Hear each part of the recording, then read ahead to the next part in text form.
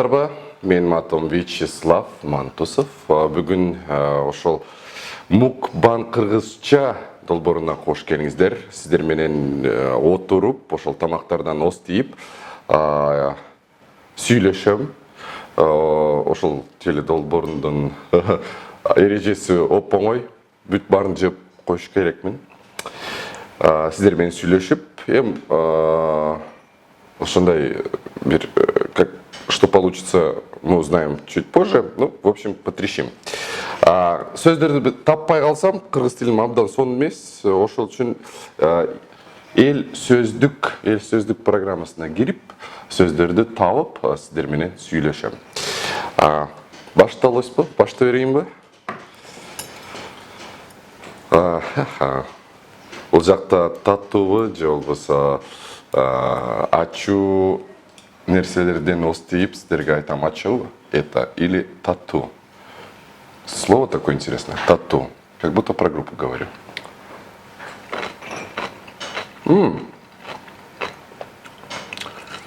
Ачуу тамакты мен абдан жакшы көрөм.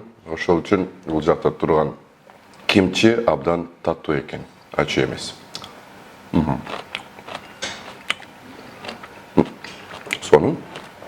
Сонун.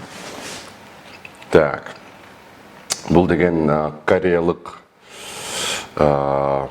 тамағы, пудетиге деген тамағы. Мен ойлойм, ошол пудетиге атты койгон адам өзү Кореядан болуш керек, потому что мы пудетиге бы никак не сказали, правильно? Да, пудетиге. Кандай каалоолоруңуз бар болсо, аттарын койсок болот, хэштег болуп, да, этот, как его, прям хэштег поставить, давайте придумаем свое название. Пудетиге эмес, чучатиге или устукантиге. Кыргызча кандай болот? Мына. Уруксат берсеңиз, мен өзім боюнча сүйлөшүп койсом, көп адам Кыргызстанда менен сурашат да, кыргыз тили кайерден билет. Ошол кыргыз тил боюнча мен өзүм Жалал Абад облусунун Кара Көл шаарында өскөн болчумун. Бадран абдан ачуу экен. Вообще же горькое по сравнению с кимчи. Аж пропотел. Мына, кыргыз тил боюнча. Кара Көл шаарында туулганмын. Атам орус, апам деле орус. Алар болсо мен менен дейди, мени бойго жеткизип Бишкекке кеттиришти, тиги окууга. Бирок ошол жактан досторум жалаң кыргыздар болгон болчу. Алар болсо мен орус тилинде сүйлөгөндө, ну так сказать, били меня за это. Мен кыргызский эмне менен болуп калдым да. Ошол үчүн кыргыз тилди билип калдым. Бир окуям бар да, 22 жыл мурун тиги орозо майрамды кышында өткөргөн бузда баары чогулуп, кышында кар жайып, ар бир үйдүн алдына барып, тыкылдатып, жарамазанда айткан болчук да, балдар болуп чогуу. Это был мой первый заработок. Честно. Честным трудом, честным пением. Чошо жарамазан чыгарманы бир жолу мага балдар келип калышты да. Тыкылдатса, мен эшикти ачып атам. Ачуу экен. Эшикти ачсам, тигилер ассалому алейкум, жарамазан ырдап баштаганда, ой, орус турбайбы? Такие раз посмотрели и начали собираться уходить. И мен остановил их и говорю: эй, балдар, эми жарамазанды ошентип айтабы, я. Аны интонациямен айтып, жүрөктөн чыгарыш керек. Жүрөктөн чыгарып атам. Баштаганда ырдап келдим да. Ырдап бүткөндө балдар таң калып туруп калышты да, мен мага карап пакеттермен. Мен пакеттерди чогултуп батаны бердим. Балдар келгиле, байкабатты бергиле деп. Башка мага келбегиле, азыр айланып кеткиле. О мен. Ошондой сонун окуя. Вот кыргыздар менен өсүп, кыргыз тили билип калдым. Анан кийин Бишкекке келгенде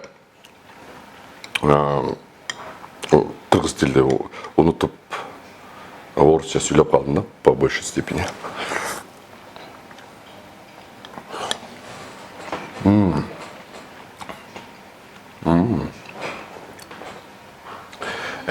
Это камыр такой, получается камыр, который в куксе. Ну, неплохо. Мага жакты.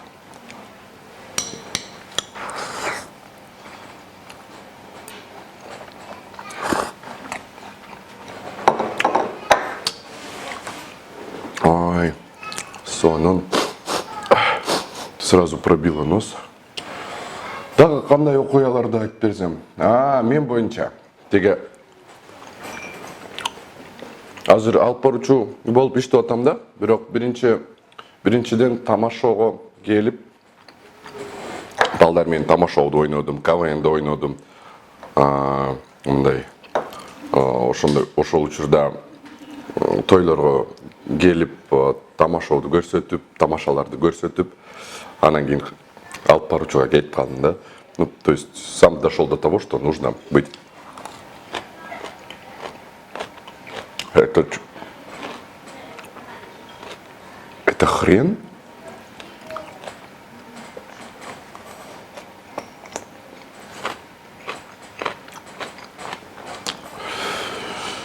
Я первый раз такой ем, биринчи жолу ошондой тамакты жеп атам. Может быть вкусно, но как-то странно. И действительно горько. Ачу абдан ачу экен.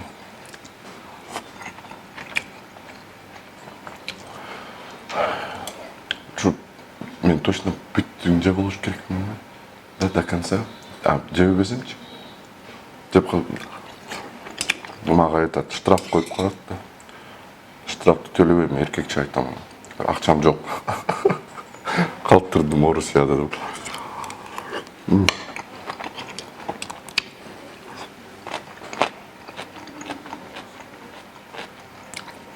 Мына дагы кандай. Алып баруучу боюнча. Ооба, алып барам, тойлорду алып барам. Көп адам баа боюнча сурайт да менденчи. Баа боюнча эч кимге прям так айта албайм. Анткени жолушканда сама цель мероприятия, она будет понятна, какую цену можно установить для мероприятия. Из-за этого биз алып баруучуларыбыз бай эмеспиз. Биз деле көп жумуш кылып ошондой эмеге жетип калдык да. Таким целям, чтобы зарабатывать чуть больше, чем остальные. Из-за этого я считаю, что биз сонун маракени кылып, сонун жумушту кылып, өзүбүздүн үй бүлөлөрүбүздү, жен наших родителей содержим, так сказать. Но многие же так, да, из ведущих, у кого не особо получилось родственников работать, а мы их содержим.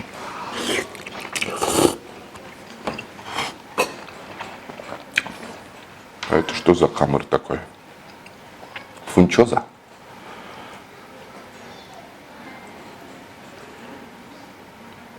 Вообще, первый раз в жизни у меня нету никакого отклика.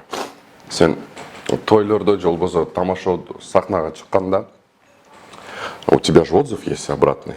Кол чабышат, же болбосо бакырышат, ышкырышат.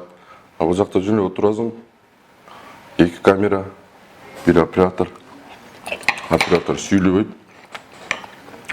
Эмне үчүн сүйлөбөйсүң? Көрдүңөрбү? Сүйлөбөйт экен. суроо деле берсем.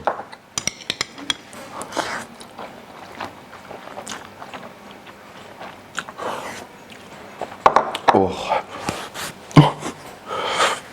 Этот мага бул жактагы жана эжекебиз айтып берди, бул тамак абдан халал.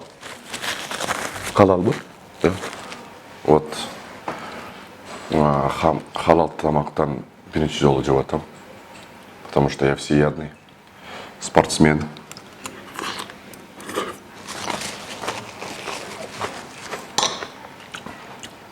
Как можно разговаривать и кушать, и передавать свои эмоции? Вкусно это очень вкусно, очень горько и очень интересно.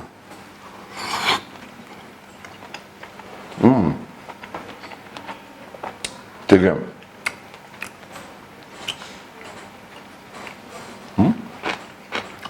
Это что у нас? Кабачки, да? Кыргызча кабачки как будет? Попробуем сначала.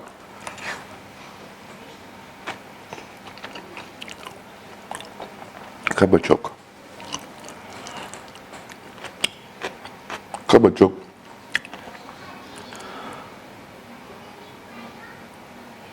Нет, кабакканчылык. От кабакканчылык. Нет. Кичинекей сүйрүү ашкабактын бир түрү. Кабачка. Кабакча. Вот, это что-то не то, да? Кабачок так, уменьшительно от кабакканчылык. Чоң эмес ресторан. Это не... кабак, про это пишут. Сарай боюнча, да? Так. А если...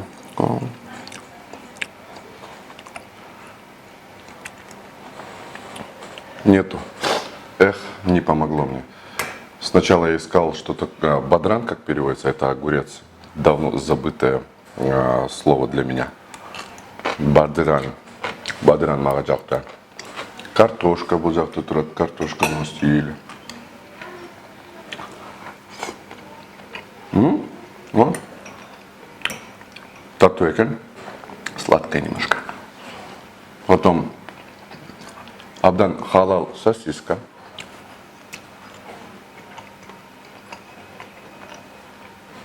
Вкусно. Жакты. Мага эме камыр жакты. Лапша. Күрүш менен жесең сонун болот. И күрүш боюнча. Күрүштөн Кыргызстанда жалаң ашты кылып атышат да. Ганпан менен ашты. Мен Орусияга барганда алар күрүштөн роллыларды жасашат да көптөн бери. И ашты жасаганда мага жакпай атыптыр. Мне не понравилось вообще в России, как готовят плов. Кыргызстанда мен Өзбекстанда абдан сонун жасашат.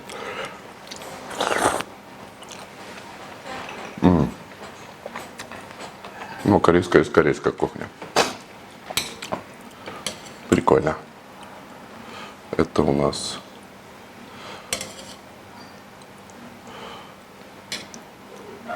всякие рода ингредиенты. Так, что мне еще? Вот я, наверное, буду самый неинтересный, непросматриваемый участник. Мага кармаңыздар. Кыргыз тилде кичине унутуп калдым мен. 8 ай. Орусияда жашап, орустар менен орусча сүйлөшүп, кыргыз тилде кичине унутуп калдым. Вот. Дагы бир суроо бар суроочат теге тойлордо кандай адамдарга алып барам депчи.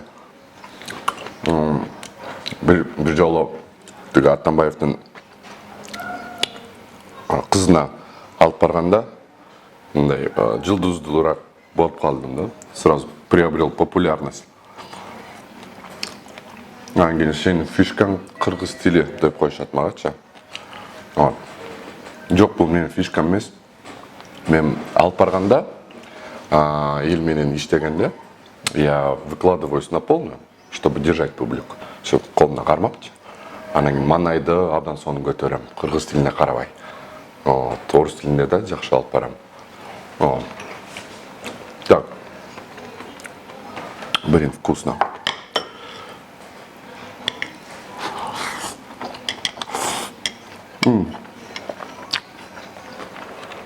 Вот. Үй бүлөм бар, ооба. Ким суроо берди?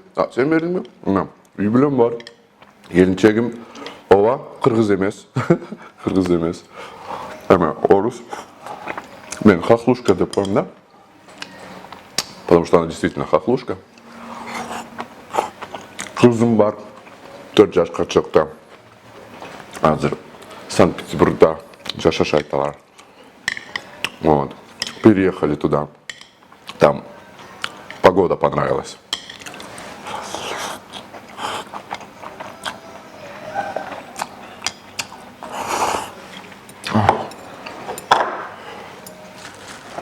А если у меня сейчас сопли пойдут, это будет контент, а? Ой. Блин. Блин, как будет на кыргызском? Блин. Блин. Сүйүк камырдан жупка кылып табада. Бышырылган жупка. Первый блин комом. Поговорка. Ага. Камырдан жупка кылып табада. Бышырылган жупка. Прикольно. Значит, так, в онлайн-словарь, русско-кыргызский словарь. Отмечаем.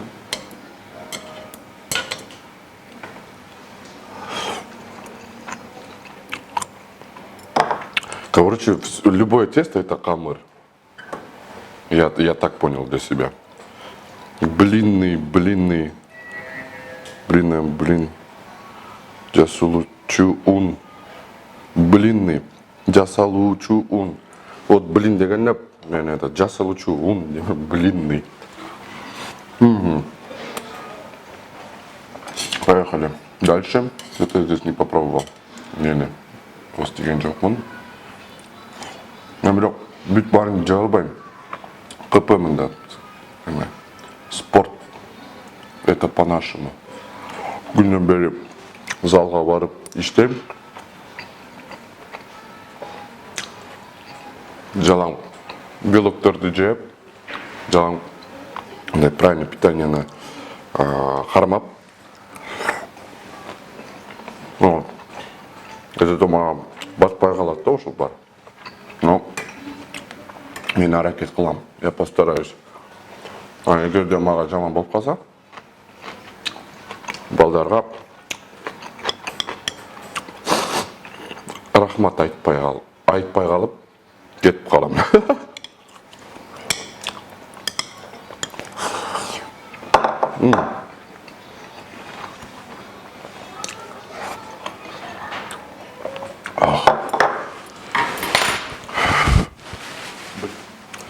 Ой, блин.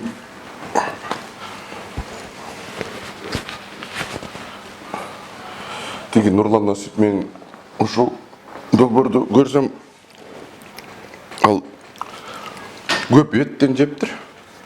Мага мындай ачуу нерселерди алып келишти.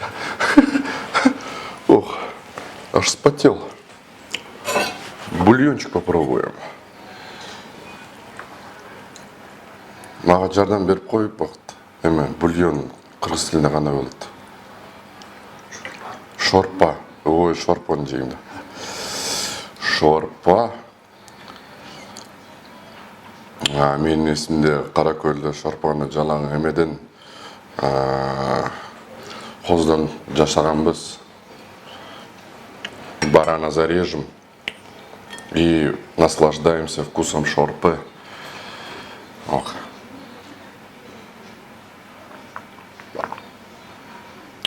Классно. Когда заболеешь, эгерде тиги денсаулыгың жаман болуп калса, бул жагына келип алып, ошо шорпадан ичип, ачуу нерселерден жеп, үйүнө барып, эметиш керек да, уктап калыш керек. Это мой самый лучший рецепт для выздоровления. Аптекадан, дарыканадан дарыларды алсаң, мынча көп жардам бербейт калат. Это для меня коммерческие проекты аптекарей очень страшная вещь. Лучше пусть с супчиками.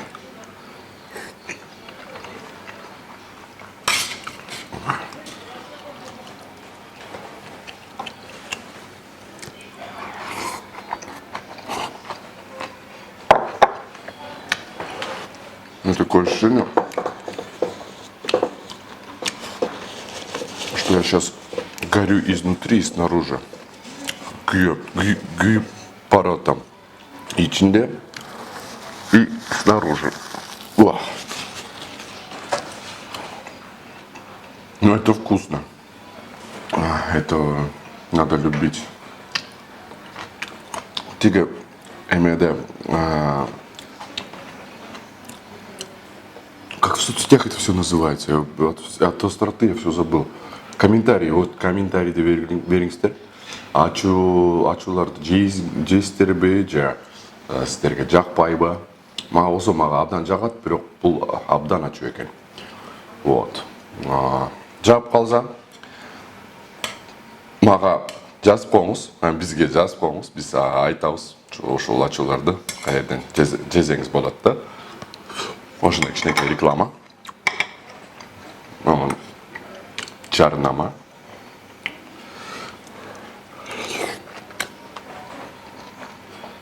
Ачуудан жегенде, мындай таттуу картошкадан чапкаш келет окшойт, да? Көрө берсеңиз.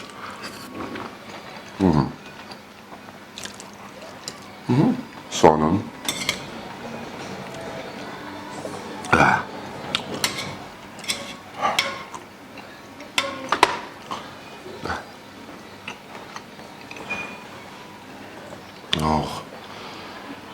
Дагы кандай окуяны силерге айтып берейин. Уже башым иштебей калды. Упор ачууга кылып атам да.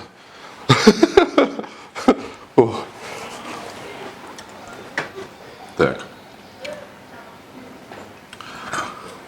Дагы бир суроо болуп калды менден. Эми ачууну көп жолу жегенде, баштарыңыз ооруйбу, оорубайбы? Азыр абдан ооруп калыптыр. Попробуйте как-нибудь, ладно? Ответьте потом в комментариях, если у вас так же. Анда мен ошондой өзүм эмесмин да. Ох.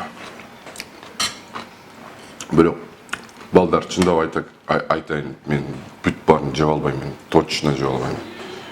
Мага тармаңыздар. Жеп кетсем мен кайра эле бомба болуп калам да. 5 жыл мурун мен боюм 190 болгондо, эме вес 120 килограммга жетти. Азыр 90 килограмм. Билип калдыңызбы, эми өзүңүз ашказаным абдан кичинекей болуп калганда. Ушу батпайт да.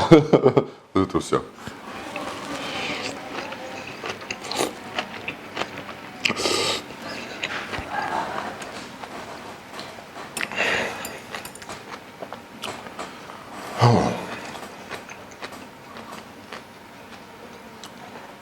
Многие сейчас смотрят и думают, что я мучаюсь. Андай эмес, мен как его, жырготам.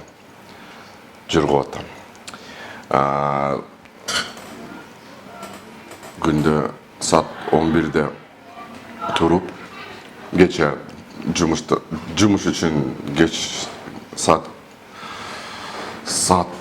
1-2-лерде үйгө келип жатып калдым. Ошол үчүн 11-де туруп, тамактан албай, Кетип калдым жумуштарга. Анан кийин бул жагына келдим. Тамактанып атам. Ошол үчүн жыргап атам, абдан жыргап атам.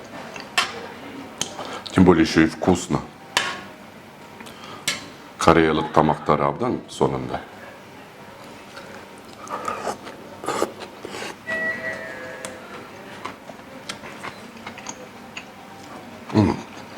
Мына. Эми ошол тамак боюнча мен аяктап койсом, уруксат бериңиз. Нет, надо выпить воду сначала.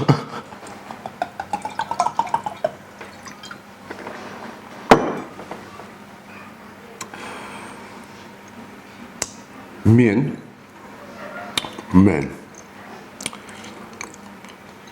манас болоюн деп атам да. Анткени монча көп тамакты жесең манас болуш керексиң.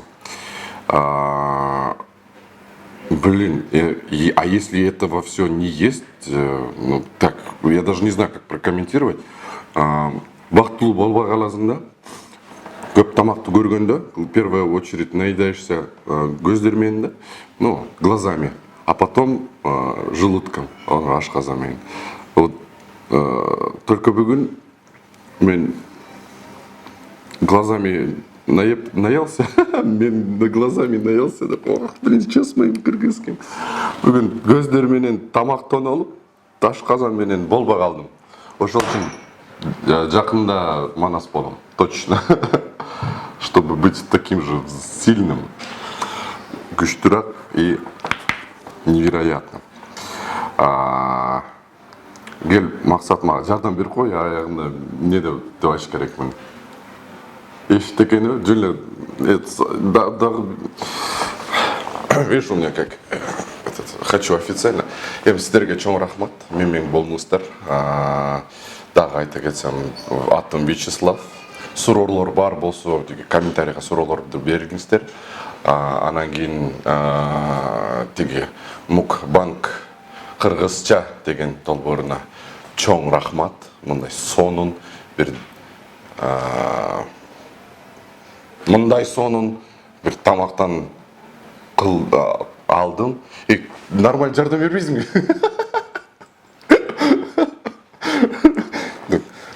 Мага жакты, тамактар жакты.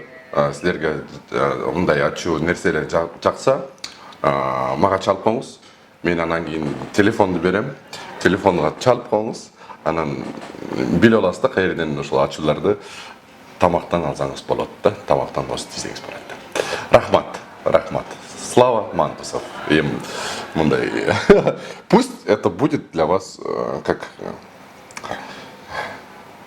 ну, в радость, что ли. А для меня очень было в радость. Хотя по лицу не скажешь, просто горько. Все, спасибо. Пока. Спасибо. Рахмат. Көрүшкөнчө, кайрадан эки камерага айтып атам да, сиздерге обязательно тиги ошол долбоорду көрүп, аягына чейин көрүп койгула. Там реклама болот да, жарнама. Менин телефонум чалсаңыз. Жаш калыңыз.